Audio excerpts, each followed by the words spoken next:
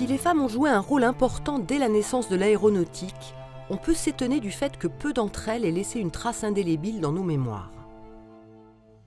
Pourtant, à l'instar des Garnerin, Garros, Mermoz ou Saint-Exupéry, certaines d'entre elles, pionnières parmi les pionniers, ont souvent égalé et parfois surpassé les exploits de leurs congénères masculins. Aéronautes puis pilotes aviatrices brevetées, icônes sportives ou professionnelles reconnues, les filles d'Icare ont, entre audace et abnégation, conquis l'admiration et la reconnaissance de tous.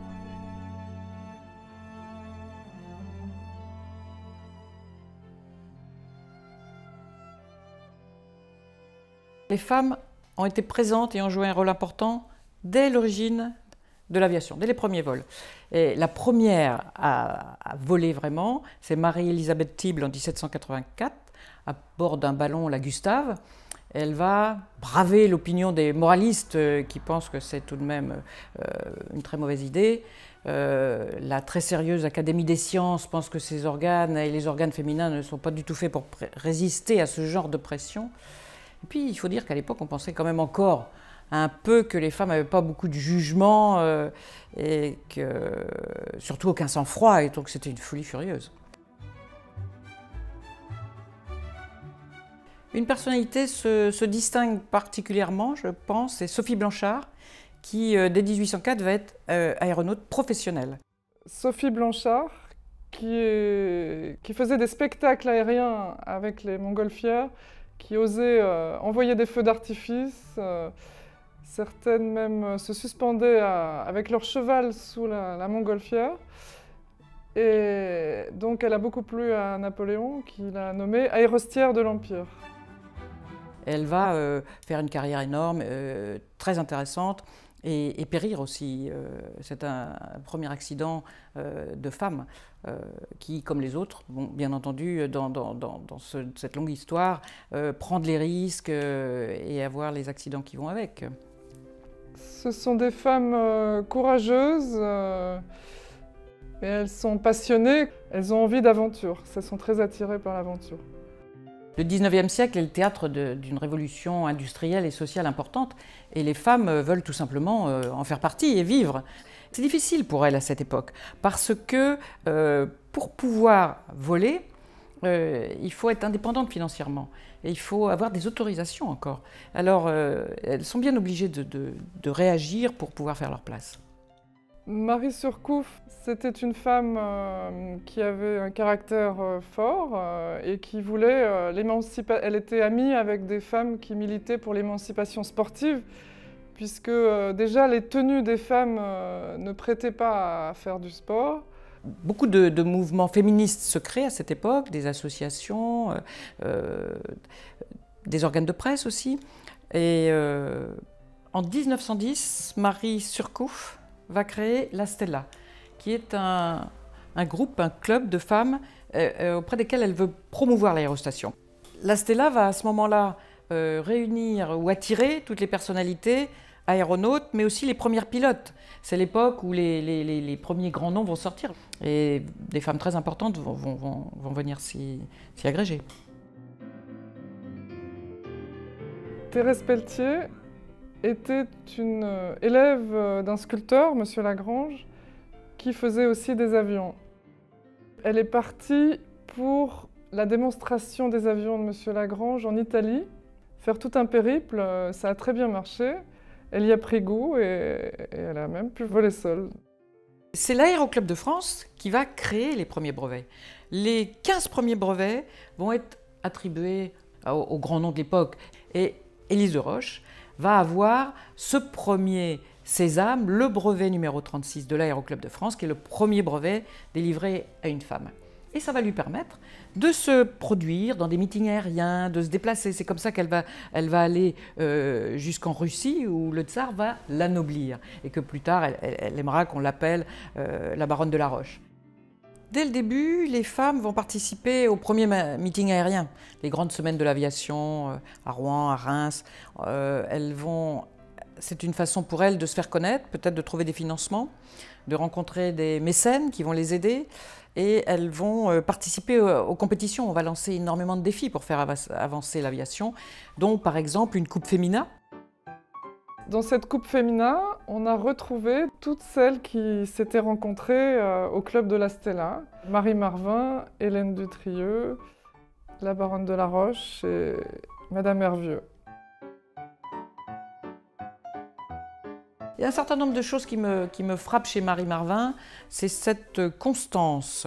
Sa passion ne va pas faiblir. Elle est la 3e femme brevetée, ce qui est quand même assez beau. Et elle va faire comme les autres, énormément de records. Mais elle va aussi inventer l'aviation sanitaire. Et Marie Marvin, peut-être ce que j'aime encore le plus, elle passe son brevet hélico, elle a 82 ans. Et ça, c'est quand même extraordinaire. Jusqu'au bout, elle va continuer à vivre pleinement. Donc toutes ces femmes ont joué un rôle, elles étaient les pionnières parmi les pionniers, elles ont également été pilotes d'essai, pilotes compétitrices. L'Aéroclub de France, quand il va commencer à délivrer des brevets, pendant 4 ans, entre 1910 et 1914, va en distribuer 1800. Et là-dedans, il n'y aura que 15 brevets à des femmes. Donc on voit bien que quand même, tout en étant présentes, elles sont quand même extrêmement minoritaires. En contrepoint de ces succès notables, l'accès des femmes à l'aéronautique reste extrêmement limité avant la Première Guerre. Ce sport élitiste requiert des moyens conséquents et une indépendance financière qui leur fait souvent défaut. La fin du premier conflit mondial marque un tournant dans l'émancipation économique, sociale et politique des femmes.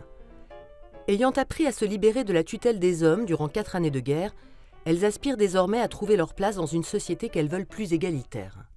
Pendant la Première Guerre mondiale, les femmes se sont débrouillées, ont fait tourner le pays, même si elles n'ont pas pu être directement au front, mais elles ont quand même aidé partout et elles se sont occupées de tout. Donc elles s'attendent à ce que ensuite, à cette période post-guerre, elles puissent utiliser cette liberté que finalement elles ont prise de fait pendant la guerre, mais elles vont vite déchanter parce que si c'est un peu mieux, on est loin de leur laisser toute la place. Au moment où l'aviation civile commence, la place des femmes n'est pas prévue. Pour Adrienne Bolland, ce qui est sûr, c'est que la guerre va être un tournant. Et surtout, l'après-guerre va être ce moment qu'on va appeler les années folles et avec laquelle cette période elle est complètement raccord. Cette période-là, c'est après la boucherie, après l'obscurité, après la disette aussi, une espèce de libération générale et Adrienne va incarner la garçonne telle qu'on se la représente, c'est-à-dire une jeune femme qui aspire à de la liberté, elle a les cheveux courts, elle joue aux courses, elle aime vivre, elle aime faire la fête, elle fume. Elle arrive à l'aviation un peu par hasard, presque sur un pari. Et puis elle va se révéler extrêmement douée, mais c'est un mécène qui lui dit « mais en ce moment, si vous allez apprendre à piloter, on va vous payer le brevet qui valait à l'époque 2000 francs, je crois, quelque chose comme ça, qu'elle va verser à Caudron, qui lui demande d'abord, on lui demande bien à l'école si elle a l'argent, elle l'a, et ensuite elle va être engagée comme pilote, ce qui est quand même la première fois qu'une femme aussi est engagée par un constructeur, et comme elle a beaucoup d'activités et qu'elle veut faire du meeting, elle voudrait un avion à elle. Elle dit à Caudron, bah, écoutez, si je fais un looping avec votre avion, est-ce que vous me le donnez ? Et elle lui dit, oui, banco, mais comme personne n'ose, il se dit que ça ne va pas lui coûter trop cher. Et en fait, bien entendu, elle hésite un peu, elle fait des montagnes russes, tout ça, et puis en gardant le manche au ventre, waouh, 2 loopings de suite, l'avion est à vous. Et donc elle va gagner quand même une réputation d'emmerdeuse, il n'y a pas d'autre mot, elle le dit elle-même, mais aussi un respect unanime parce que c'est une sacrée pilote, quoi. Caudron sent très très bien quand même le bénéfice qu'il peut tirer de ça. Et elle aussi, elle n'est pas dupe, elle dit mais garde-moi ou gardez-moi, je suis la seule femme sur le circuit, commercialement c'est intéressant. On est dans l'après-guerre, il faut vendre des avions, Caudron fabrique des avions, il envoie Adrienne Bolland comme ambassadrice. Et c'est aussi pour ça qu'elle va en Amérique du Sud. Elle veut se confronter à un exploit, un grand exploit, et elle se dit « je vais traverser les Andes ». Elle y va, elle part le 1er avril 1921 à 5 h du matin. Elle part de Mendoza et tout le monde pleure en se disant « on ne va jamais la revoir ». Alors, je ne vous raconte pas le voyage qui est apocalyptique. Elle n'a pas d'instrument de navigation.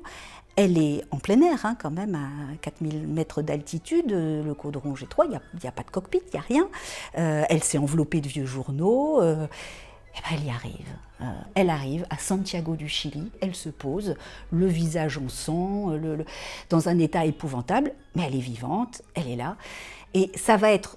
Cet exploit, parce que réellement c'est un exploit, va être salué comme un exploit en Amérique du Sud. Elle est fêtée vraiment comme la déesse des Andes. Et elle arrive à Buenos Aires, il y a 100 000 personnes qui l'accueillent. 100 000 personnes, sa voiture met 4 heures pour faire 1 kilomètre. De retour d'Amérique du Sud, elle devient l'acrobate la plus active en France et décroche en 1924 le record mondial féminin de looping avec 212 boucles en 72 minutes. Son incroyable popularité lui fait parcourir tout le pays de meetings aériens en démonstrations acrobatiques. Fidèle aux idées héritées de ses aînés aéronautes de la Stella, elle exploite sa célébrité pour militer auprès de Louise Weiss dans la lutte pour l'obtention du droit de vote féminin. Revendication à laquelle s'associent 2 autres pilotes de renom, Maryse Bastié et Hélène Boucher. Aviatrices mais femmes et citoyennes avant tout. Merci Adrienne Bolland. Bonjour Maryse Bastié. Merci Hélène Boucher. Mes chères aviatrices, merci. Vous êtes des auxiliaires précieuses pour défendre la cause du suffrage des femmes. Je vous amène à Bordeaux, Louise Weiss, pour défendre la cause du suffrage des femmes. Merci. Car dans le sillage de l'intrépide Adrienne pointent déjà de nouvelles étoiles, héroïnes modernes qui, parmi les Coste, Bellonte, Codos ou Mermoz, illuminent les années 30 de leur talent et de leur courage. Parmi elles, Maryse Bastié, Maryse Hilsch et Hélène Boucher, infatigables compétitrices, étendent leurs ailes par-delà les océans et les continents et cumulent les exploits sportifs dans toutes les disciplines aéronautiques. Je suis complètement frigorifiée, qu'est-ce que vous voulez que je vous dise? Sinon, je suis ravie d'être rentrée. Chacune de leurs péripéties est suivie et rapportée avec enthousiasme par les actualités cinématographiques au grand public conquis par ces héroïnes modernes. Vous avez enrichi le patrimoine de l'aviation française de 2 magnifiques fleurons. Le record mondial de durée pour pilote seul à bord, le record de distance en ligne droite pour avion léger, pour que l'aviation française soit toujours la première partout, la plus grande et la plus belle. Mais cette chasse au record ne s'encombre pas du genre lorsqu'elle tourne au drame. En 1934, l'accident mortel d'Hélène Boucher lors d'un vol d'entraînement sur son caudron Rafale rappelle tragiquement combien les ailes des demoiselles de l'air peuvent aussi être fragiles. À ce moment-là, il y a aussi effectivement un développement de femmes à l'étranger. La plus connue, probablement, Amelia Earhart, qui a fait beaucoup de raids, qui est aussi... En plus, elle fascine un petit peu, elle va être la première femme à traverser l'Atlantique 5 ans après Lindbergh. Et en plus, physiquement, un peu androgyne, elle est très belle aussi, et elle lui ressemble un peu. Donc on l'appelle Lady Lindy, la petite Lindbergh. Vous avez également d'autres records de distance avec Amy Johnson et Jean Batten entre Londres et Sydney qui sont remarquables avec beaucoup de rencontres parmi les pays qu'elles ont traversés avec les gouvernements. Elles ne passent pas inaperçues et elles sont prêtes à tous les risques pour réussir. Et puis il y a Anne Reich en Allemagne qui est tout à fait différente, Vélivol, qui défend son pays, qui est assez connue. Les exploits de ces femmes à la fin des années 30 sont utilisés par chacun de leurs pays à des fins de propagande, c'est évident.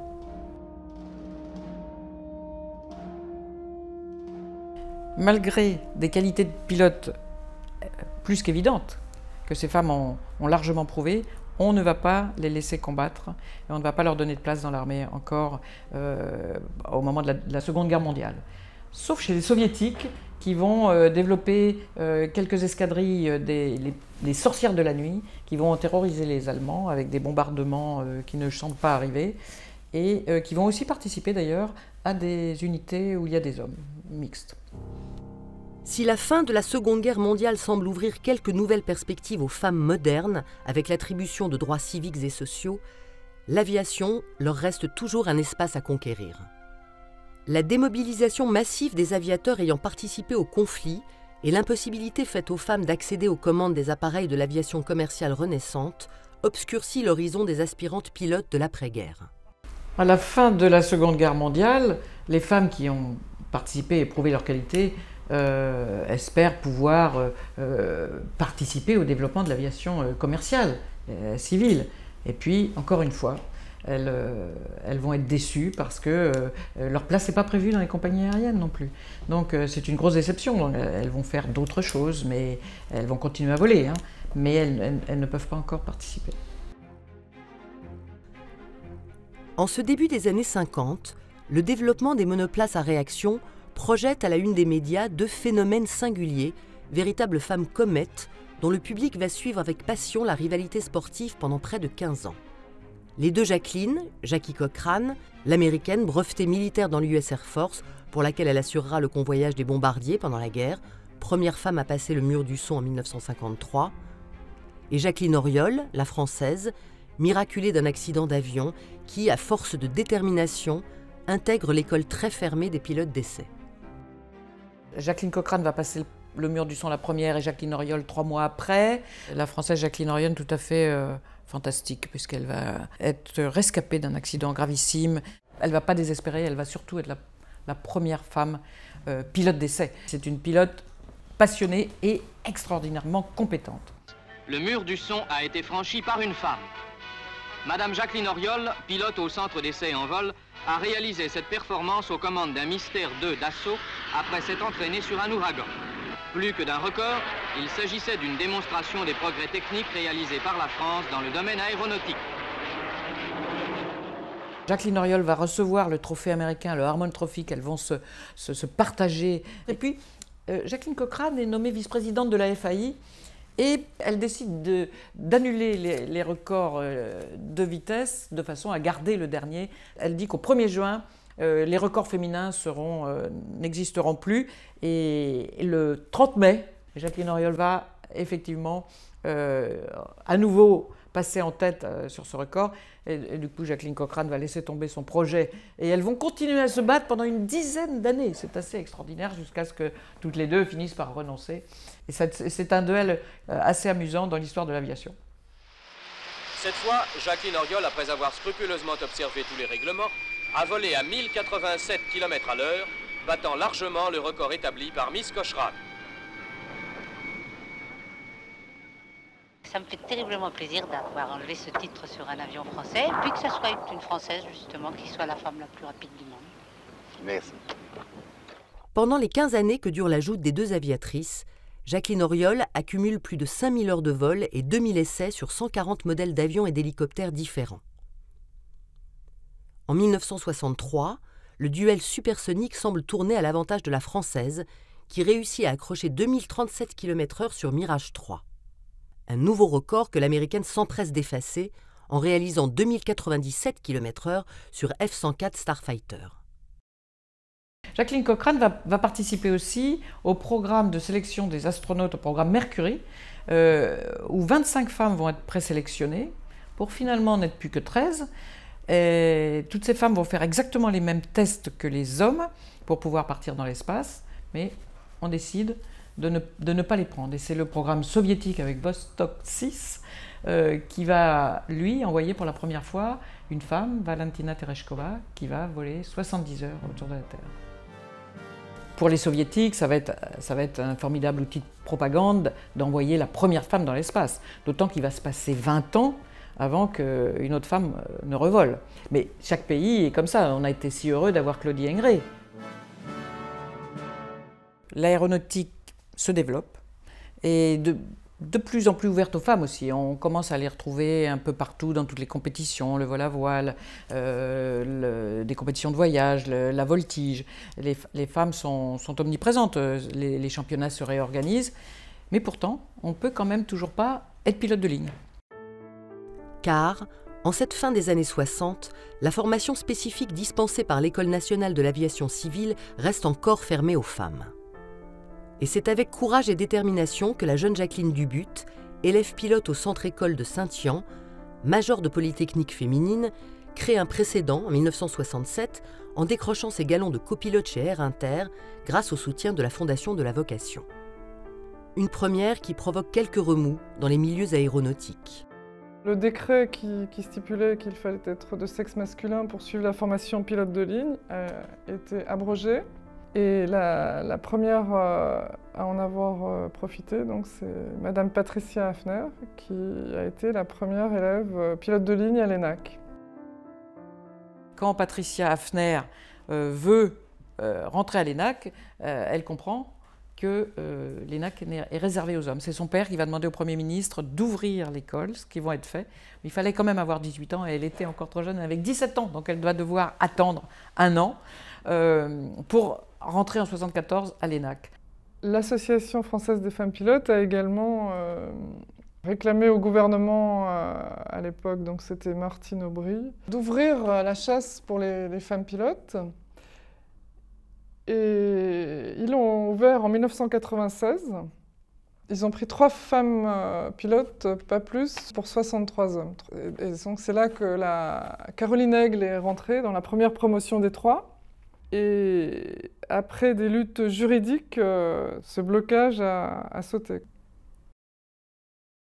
Les femmes qui ont réussi ce genre de parcours étaient des pilotes qui avaient les mêmes qualités que les hommes. Il n'y avait pas besoin d'en avoir forcément plus. Ce dont elles avaient besoin en plus, c'est la ténacité, c'était ne pas se laisser impressionner. Elles étaient forcément très bonnes, très douées. Très travailleuses. Mais en fait, elles auraient eu juste besoin normalement d'être simplement un pilote. Je pense que c'est ce qu'elles ont tout en commun, c'est ça. C'est cette recherche de pouvoir mener librement sa vie, de mener ses expériences. Il faut évidemment du courage, de la ténacité, de la volonté, toutes ces qualités-là. Et puis